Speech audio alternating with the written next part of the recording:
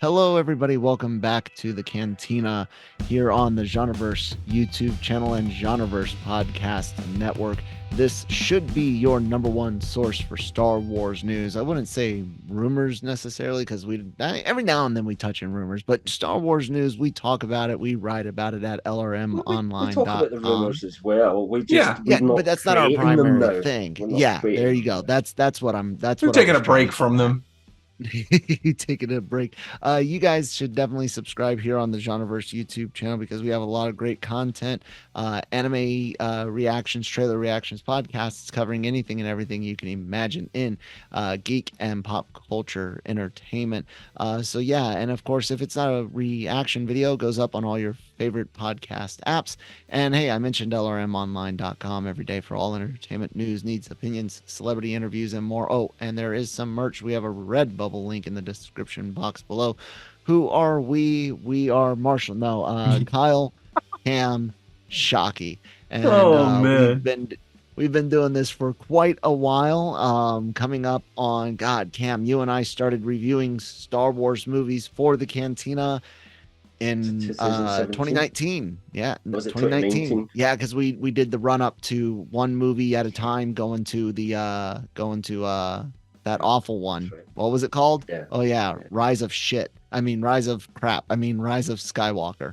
That was Yeah, so we're coming up on doing that, so 2019 to 2024 would be 5 years of the Cantina. It's Christmas time, festive guy. Everyone's actually wearing Star Wars stuff. We're all in the mood for Star Wars.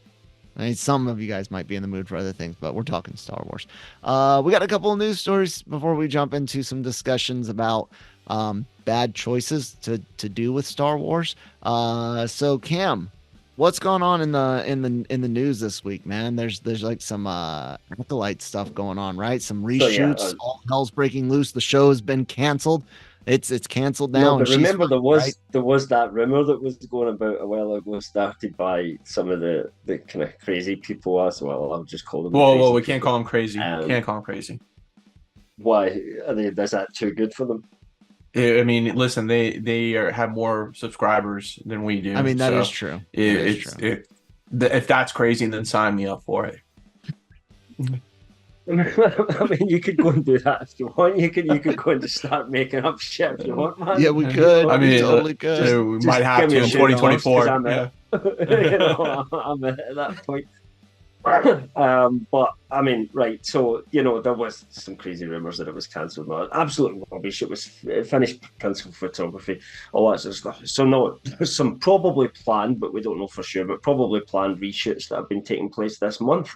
Bespin Bulletin got the kind of story on that from some of their sources. Clearly, these sources had been around wherever this had been shot, because they also had descriptions for some of the scenes that were actually shot when they were doing some of the filming at a forest scene. So I guess the kind of story is that it's been filming some reshoots recently, but we would get into a little bit of spoiler territory, so maybe just better say spoilers before we kind of get into what they says was shot there. But yeah, spoilers, guys, potentially. But it looks as if Amanda Stenberg's character, I don't know the name of it yet. I think it has actually been out there, but I can't remember what it is. And then the other character is played by, now I'm going to read his name here just so that I don't get it wrong, because I don't want to offend anyone if I can find it. What, Rick Minsworth? What? Rick Minsworth? What, is that the name? What? Is that the name? Oh no, you're talking Lee Jung Jae. That's it. Yep. There you go. There we go. Couldn't find it. Yeah, because I'm no good with names. So apologies. I might have messed it up too, but whatever. But yeah, anyway, the fight is apparently, it was between the two of them, and she was wearing quite dark Sith-looking clothing. She was using a red lightsaber. He was wearing Jedi clothing and a blue lightsaber. So that kind of sets up what's kind of going on there between them. They were kind of almost 100% sure it was Amanda Stenberg's character, but Not 100% sure it was the other character, but they're pretty confident it was, just in different outfits from what's actually been seen before. I won't read it all out. You've probably brought it up on screen anyway, Kel. If anyone Yeah, I wants to had it read up there for a bit. the actual, exactly what Bestpin said, obviously you can go check them out. You can check us out as well. We've linked to them on our piece anyway, obviously, because it came from them. Always like to kind of get it bang on when I'm taking something from a site when they're doing a description. So that's basically the Acolyte news at the moment, a little bit of spoilers. But I don't think there's any major surprise in the fact that these two characters at some point are going to fight. It kind of felt like from the other rumours we've heard, we didn't get much from the trailer, but the little bits of rumours that we'd heard beforehand that's the way this is going, and that the series was going to focus on a Sith rather than a Jedi, i.e. lead character Amandla Stenberg. Thoughts, guys? I have to see it, man. I saw, allegedly I've seen the leaked trailers. And allegedly. I swear that allegedly the second one, I either time traveled or some stuff in that second one was in the first one, or some pictures or something, because it was like serious deja vu, allegedly. The Acolyte's one of those ones that could be really good. Could this be the next Andor? I don't know if it would ever be that good, but could it be different enough? You know what I'm saying? Could it scratch an itch that I didn't necessarily know I had? I don't think so. That's the hope, yeah. But that's the hope. You know what I'm saying? Like, and why don't you think hope, so, Kyle? Because, well, it's the modern era of Star Wars. It's Disney Star Wars, and I have no trust in Disney Star Wars. You didn't think Andor would die? To be fair, I didn't think it would work. Because, and I didn't think it would necessarily work. I was super hoping it would. I liked Rogue One, but it's kind of like, it's playing in a time that I don't like to play in anymore. I want to get the hell away from crap between 3 and 4. But this is, this is also set in a safe area. It's, pre-fall of the Republic and kind of at the tail end / post High Republic. So it's safe. Maybe they can do some crazier things that won't piss me off, because we shouldn't. It's kind of getting its own era. Like they classified it as the fall Skywalker. Of the Republic era. I think, didn't they? Mm-hmm.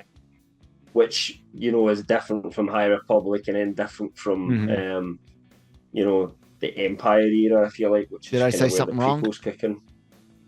No, because it's just like it's going into that new sandbox. Like that you want to go play in a new. I'm just saying that there could even be more things from that era, because it is quite separate from either end and the other.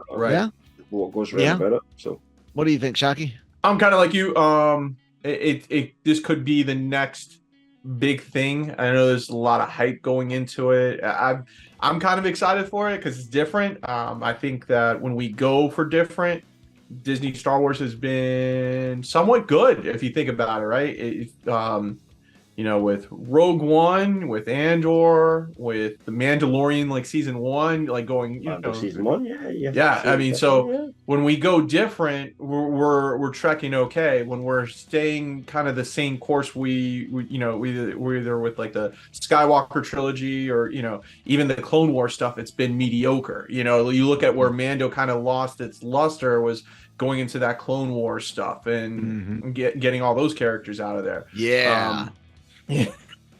So could we be playing, like you said, in a new sandbox? Yeah, sure, and get some new toys to talk about. I'm kind of at that point, and I'm with you. Like, let's go see something else and see where a new timeline that is. And so if this works out great, then hey, maybe we're into something good for the upcoming movies that are not with Rey and not with Mando and stuff. So yeah. Yeah, we'll have to see. Speaking of Mandalorian, Filoni makes a lot of stuff dealing with that, and Filoni's in the news about his Mandoverse. Cam, what's up? Yeah, so he spoke to Empire, don't know how recently, but it was published recently anyway on their new magazine, and he was talking a little bit about sort of what to expect from from Thrawn going forward. Obviously, they never brought Thrawn in and sent him back to the original galaxy just so they could then abandon him and never use him again, Right. setting up Lars Mikkelsen. So we all know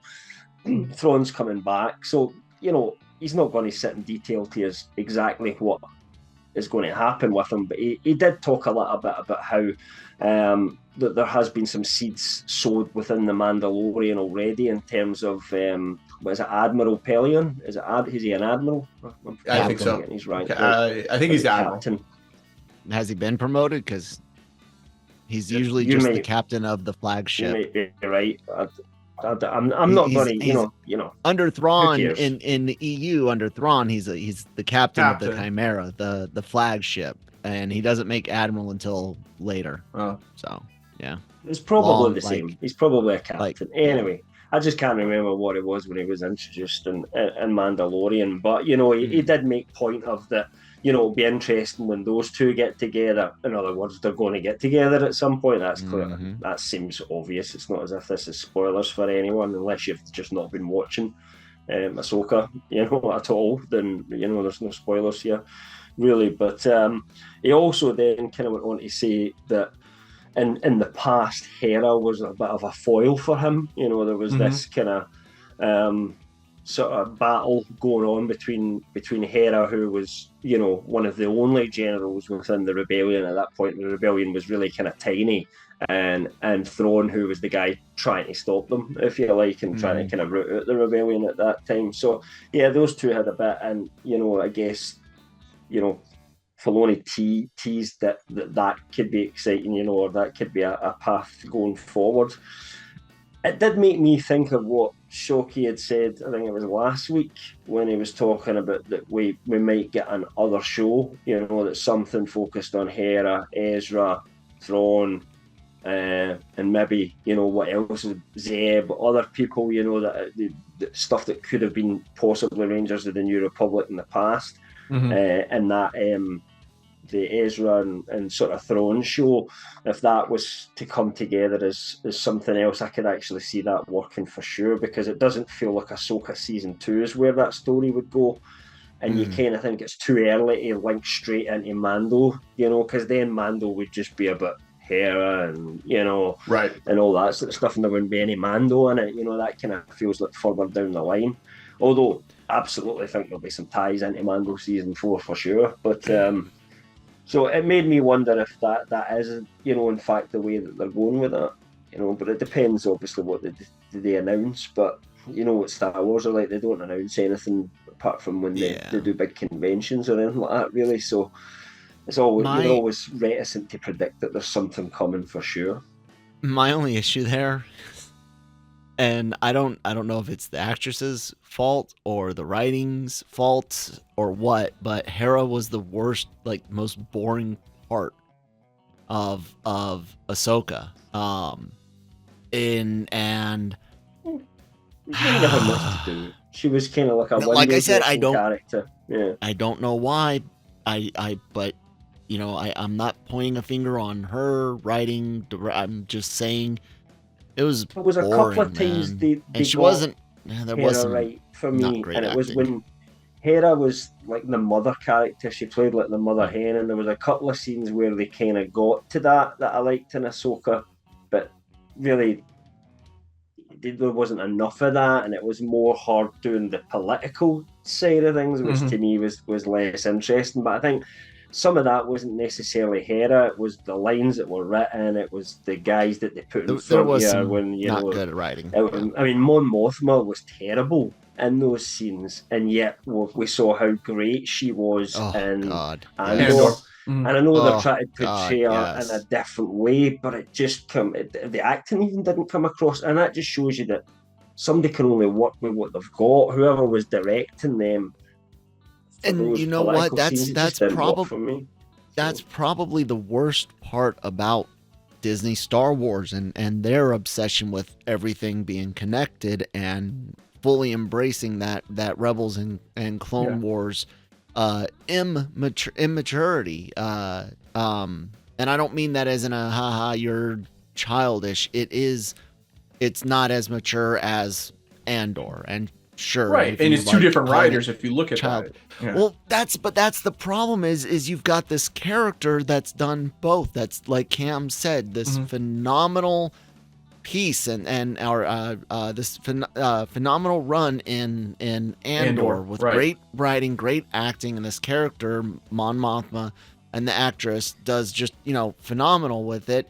And then you get Ahsoka, and it clashes. Right, it wasn't needed. I agree with you. Disconnected and God. Yeah, the whole rebellion storyline wasn't needed for the Ahsoka show whatsoever. It made absolutely no point, because if you take out Hera, like Hera's connection to the rebellion, it's still the same storyline with Ahsoka trying to, find Ezra, or like Sabine trying to find Ezra, and Ahsoka, and the connection is there. Trying to find the map, and Balin trying to get to Thrawn to get to the ultimate power and so forth, that he's talking about. The rebellion was an afterthought in that show, and that was poor writing or choice by Filoni's part, which I think was either needed in his mind as a filler, or maybe it's to lay the seed for the upcoming Ezra, Thrawn, Hera show, so forth, how fragmented the Republic really is, and stuff. So yeah, I kind of think it had to be there, Mike. I maybe disagree with you slightly, that I think they needed to start setting it up. They needed to explain the political landscape that would allow Thrawn to come back. Yeah, I would actually, maybe they leaned more into that than some of the other aspects, but for me, it just wasn't written well enough. Better written. It was the lines were stupid. It was the same way every time. It was a hollow projection, or they all stood in front of each other. Whatever, it was the same people doing the same, having the same conversation every time. And that a guy who you're supposed to not like because he's got a bad point of view, but he was just really annoying. He was just annoyingly bad, like every time he came on screen. But I also think that's all right if you're going to pay that off by killing him later on or something like that. But I think canonically he lives as an old man or something, so it's not even the case. But yeah, I think we've already gotten that though with Mando, how like the Republic is already fractured, and how incompetent they are from season 2 and 3 from there, and how So I mean, I get it. And so, like, you kind of need it to introduce the new shows and coming out. If they are going to do the Rangers of the New Republic, then and then the Hera or the Ezra Thrawn show, you're going to need it. But at the same time too, I think you could even waited till maybe the last episode to kind of introduce some of that stuff, because the threat of Thrawn really wasn't a threat till he finally left hit the planet that he's on. So then you could say as much here. They kept getting back and doing the same thing. Like Thrawn's coming back. One last thing I want to say about Mon Mothma is about the acting and everything like that. It's clear, and this could be another problem where it's different in animation. You wouldn't have time to do this in animation, but you absolutely should do it in live action. And I'm going to tell you, the problem is clearly Filoni's given her the direction. Unlike in Andor, she's not the strong woman she once was at this moment in time. She doesn't have the power to do what she knows is right. So she wants to back Hera and all that, but she's got too much political stuff going against her and she's not managing it well. Great, right? You need to show us why that is the case. That's the difference between a good show and a bad show. Yeah. You would need to create scenes that show her in the background having these arguments and debating and people advising her, but you can't, you don't have the legislation to, go and her, so that when we see her, we understand why she's a different person from what we've seen before, or what she's actually facing. And you don't get that, then it just comes off weird. And it's like it's a cartoon. It's just, you're supposed to know these things are happening, but the real drama happened off screen.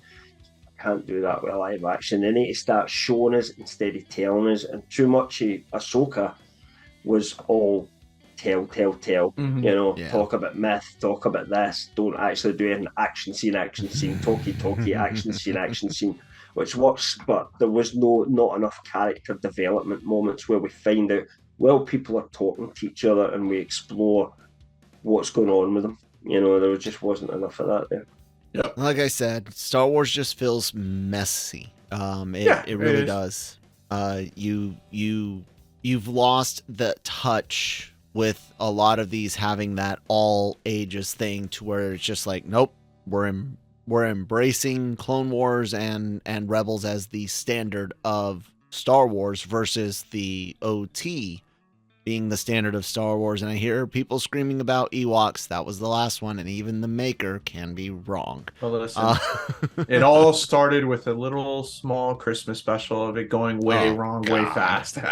Oh, you want to talk about that, man? The greatest Christmas special of all time. Yeah, I mean, but it's worth exploring the fact that even back then, Star Wars made some bad moves.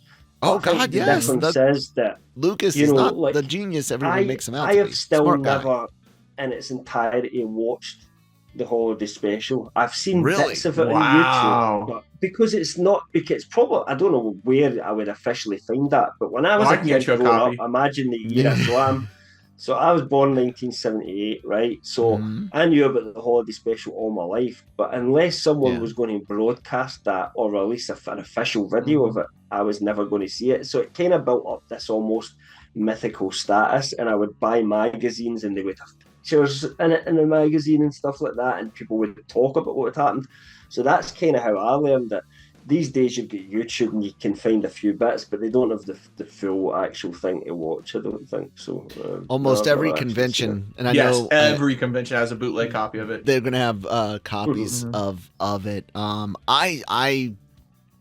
I had, God, maybe first heard of it in like middle school. Yeah, I don't think my dad ever showed it to me or anything like that. But when the EU was getting off really well with books and you're getting all your X-Wing books and things like that, getting into the mid 90s, somewhere in there is when I think I first heard of it. So late elementary, early middle school. And then I didn't get a chance to see it in its entirety until high school. But I did see the whole thing, and God, was it awful. A very, very much a product of its time. Yep. A sketch variety show. Those things were huge in the 70s. Even the Brady Bunch had one. You idiots back then. Not that we're much better now with all of our reality TV or anything like that. But Star Wars was like the last thing that needed a sketch comedy / variety show.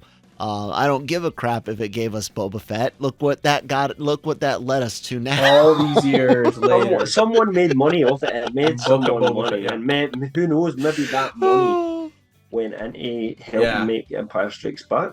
I don't know.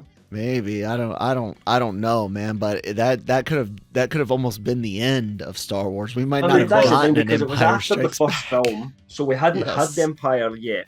No. Right? So we hadn't had the Dark one yet. That and for me, that's why Empire is one of the most important sequels ever made, because it turned what was just a fun space shooty gun movie into something a bit darker, and it expanded the universe. But without that one, it could have went a completely campier way, like your Buck Rogers, and if you think about it at the time, Flash Gordon. That's what people like. People say that if you look back at the first one, there's some campy stuff in it to excuse the cartoonishness of it now. But compared to what else was out there at the time, oh God, that Star was way Wars more was serious. Really serious and dark. Oh God, like people get their arms chopped off and you saw blood. There was aliens there that didn't look friendly, and stuff like that. It was more like proper sci-fi at the time, which was quite dark in the 70s. Well, but in a fun way attached at the back of it, so. Shockey, what about you, man? What's your holiday special experience? I was kind of like you. I didn't know about it till middle school, and it was at a convention. Somebody was selling the bootleg VHS tapes of that, and then it was like a combo VHS tape. You got the Star Wars. I got the Star Wars Christmas special, the episode of the Muppets where Mark Hamill was in, and then I think it was the Saturday Night Live from there. And so it was like $50 and stuff. And my dad thought it was basically a ripoff because he was like, "This is garbage." But me being a middle schooler didn't care. It was Star Wars. I had to watch it, and I bought it, and he was right. It was a ripoff. It was $50 down the drain, but I have the bootleg VHS somewhere. But yeah, like you said, you can go to any convention, and someone has that, bootleg, copy of it. And then, yeah, you can find it on YouTube. I still think it would be hilarious if Disney Plus, like every Christmas day, just releases it for that one day. Just puts it out there. Just, it's December 25th, put it out for 24 hours and then take it off the catalog there. But yeah, it was, we got Boba Fett out of it for the first appearance. At this point, is there any point in not having it? Because, I just wanted to pose this question to you, because if you look at some of the kiddie content, there's like Lego style content on there to do with Star Wars now, and it's got Yoda in it and all that sort of stuff. So is it any worse than any of that? I don't think so. I think it's just the production of it is really bad. I mean, really bad. That it is, and not only that, Cam, but not just the things that you mentioned, but they've embraced it. The Star Wars community is really good. Lego Star Wars holiday special embraced the Life Day and crap like that, and so did Filoni and Disney in the sells cartoons. Product. Yeah, so Disney like they'll sell. I forgot what exact day Life Day is for that they canonized it. But they'll sell product at the parks and online from Disney. Yeah, that's like Star Wars Life Day and everything, and with, Chewbacca on there and stuff. So yeah, I mean, they easily could. I don't know. Maybe there's some licensing things for some of the music or other acts that are on there. Maybe residuals would be too much. I don't know, but there. I know that Lucas hates it. Yeah. I mean, it's his fault. Yeah. The campiness is fully embraced now, man. Oh yeah. Yeah. Sure. And I think it would be a good Star Wars joke. Be. Yeah. I think it would be a good Star Wars joke if you just released it for one day, Christmas Day. Hey, everybody sit around, let's try to make it through, the Star Wars special and stuff. And there would be people that would swear up and down that it was a misunderstood work of genius. No, seriously, there's you'll find some people. What is it? No, they do have it. It's what is it called? Star Wars Celebration. They have a panel every year. I believe it's either the first or second night, and it's usually late at night. It's like the 8 o'clock, one of the last panels of the day, 8-9 o'clock. They'll watch it and they'll talk about it, how great it is. It's usually the same groups, crew that's there and stuff doing moderating the panel. It's Dave. Yeah, it's Dave and Barry. Yeah.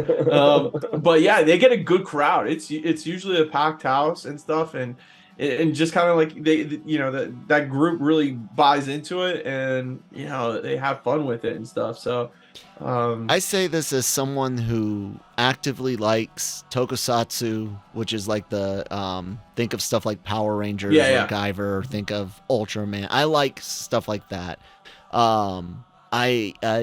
Dudes wearing rubber suits and robot suits and fighting in model cities. I can't stand the type of camp that has infected Star Wars from the Clone Wars and Rebels, and them embracing the holiday special is just, to me, it's a sign of the cancer that is Dave Filoni. Well, dude, it's Lucas, man. The Star Wars celebration has been going on. Don't get me wrong. I'm the first one to curse George Lucas. The guy did so much wrong with the prequels, and then he like many people, sucked at choosing a successor as well. Yeah. Lucas himself is not free from, because I mean that he emboldens Filoni. Well, right, Bastards. but this crew that's been at the Star Wars Celebration has been doing it hasn't just been recent. They're the ones back in the 90s and stuff that they did out in LA and everything.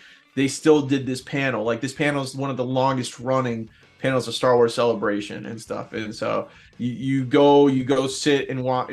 I don't know how people do it all these times, and go and sit and watch the holiday special all these times, and then talk about it and how much they love it and stuff. How long is it on for? How long does it last, the holiday special? 45 minutes, because it was an hour special. Yep. And then TV commercials took about 15 to 20 minutes. So give or take 45 minutes, but it is brutal. Chewie and his wife and his bad, kid, Cam. and I've seen that bit. It's bad.